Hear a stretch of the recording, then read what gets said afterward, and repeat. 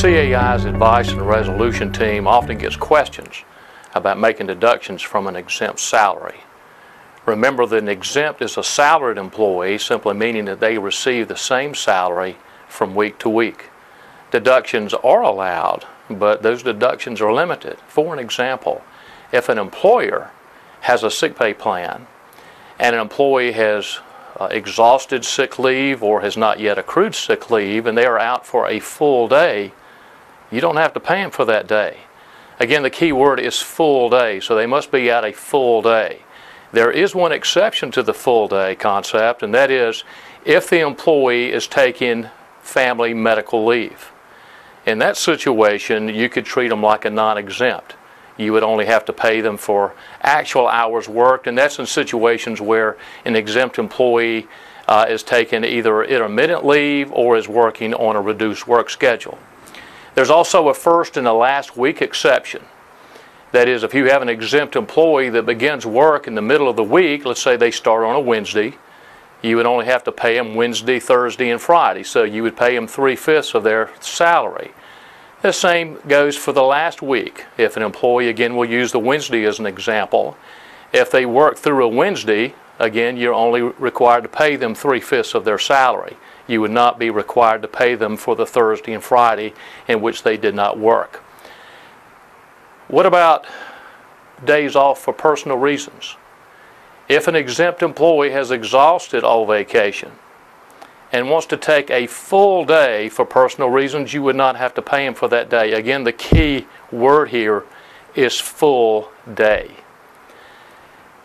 Is an employer allowed to suspend an exempt employee without pay for violating a major work rule? And the answer is yes. It must be a major work rule. We're not talking about performance issues. We're not talking about attendance issues. We're talking about violating a major work rule like workplace violence, sexual harassment, or violating a major safety violation. It's a full day. It's either a full or more full days. In other words, it's no half day. So that full day comes in again, doesn't it? So if an employee was suspended midday Wednesday and you did not permit them to return to work until Monday, you would have to pay them for the full day on Wednesday, but you would not have to pay them for Thursday and Friday. There's also an exception, and this is the entire week concept. So if an employee is out of work for an entire week in which no work is performed, you would not have to pay them for that week. We see this often in situations such as inclement weather when the facility is closed, and also we see it in furloughs or short-term layoffs.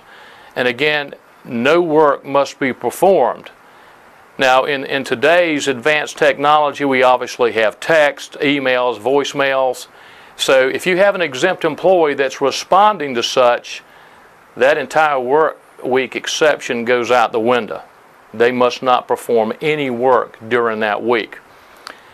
Understand that improper deductions from an exempt salary can destroy the exemption status for that employee and destroy the exemption status for all employees in that same classification.